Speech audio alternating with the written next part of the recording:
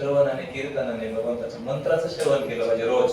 जेव्हा आपण हरे कृष्ण मंत्र करतो ना, आपण जप करत असालच असं मी ग्राह्य धरतो आणि आपण करावं अशी अपेक्षा पण करतो. तर हा मंत्र करताना केवळ मंत्र ते यंत्र पण करतो. यंत्र तर आपल्यापेक्षा जास्त मंत्र चांगलं करतो. आपण मंत्र करताना काय केलं पाहिजे? श्रवण केलं पाहिजे रोज. पहिला श्रवण केलं पाहिजे काय काय म्हणतो आपण. तर बरेच वेळा काही लोक कृष्ण सोडतात, काही राम सोडतात. एक भक्त पाहिला मी, त्याच्या जवळ मी जेव्हा जेव्हा गेलो ना, मला तो काय म्हणतोच कळत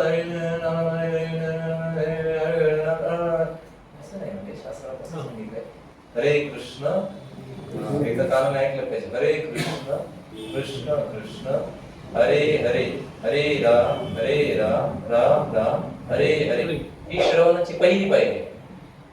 ते ऐकलं, कारण 3 गोष्टी इथे येतात, काया वाचा आणि मन.